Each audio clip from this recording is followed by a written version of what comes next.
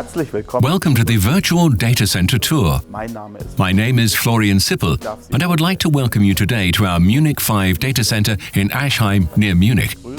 Please follow me.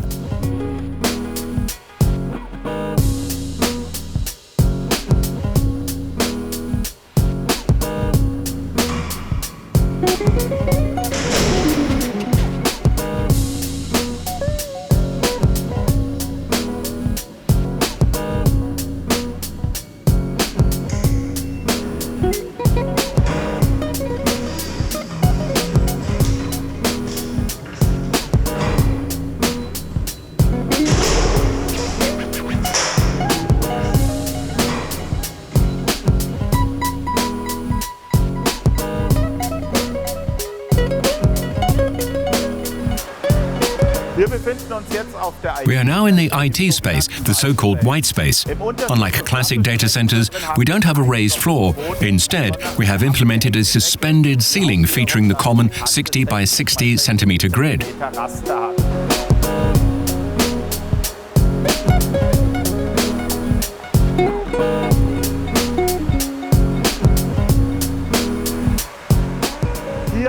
This is the hot aisle, which is where all the warm exhaust air from the IT components is collected and fed up into the suspended ceiling.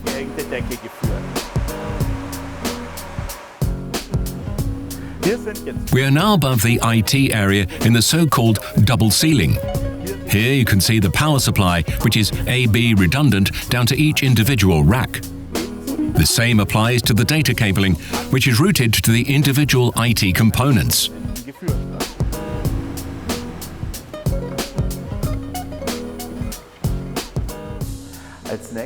Next, I would like to show you the energy cells. An energy cell consists of a transformer, an emergency generator, a UPS system, and the associated switchgear on the electrical side. The entire electrical energy fed into the data center is converted into heat by the IT components. This heat is removed from the data center by the Kyoto cell.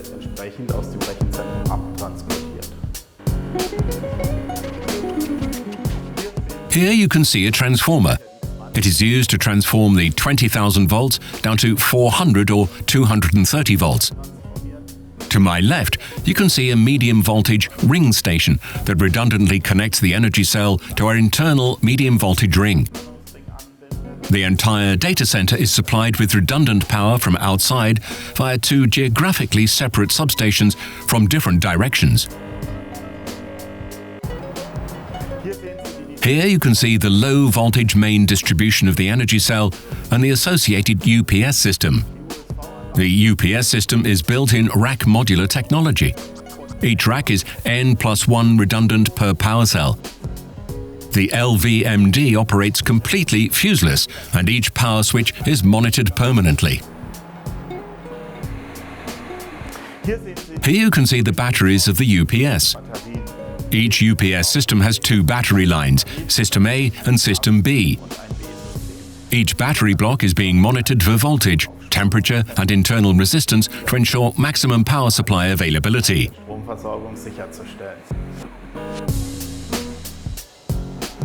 Next to me, you can see an MTU emergency power diesel. The motor has 16 cylinders and delivers around 2,600 horsepower. The unit is permanently preheated so that it can take over the complete load of an energy cell within 20 seconds. We are in the Kyoto cell right now, which handles the climatic aspects of the energy cell. Here you can see the rotary heat exchanger, which extracts heat from the data center. Below us, the interior airflow passes through the rotary heat exchanger. The wheel turns into the exterior airstream we are traveling right now. Here, the blue fans draw in air from the outside and cool down the rotary heat exchanger, allowing it to provide cooling to the data center without mechanical refrigeration more than 90% of the time. Über 90% der Zeit des Jahres ohne maschinelle Kälte kühlen kann. You're now looking at the compressors of the Kyoto cell. These compressors run less than 10% of the time each year. Currently, the so-called mixed mode is active.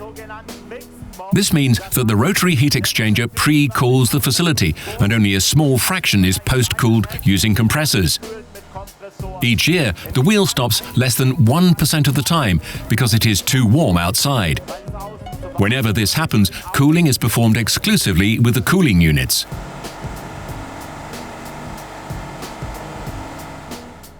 We are now on the roof of the data center. To my right and to my left, you can see the superstructures of the energy cells. Behind me is the office building, and opposite me is the site of the second construction phase. Thank you for joining our virtual data center tour. I wish you a pleasant homeward journey. Goodbye.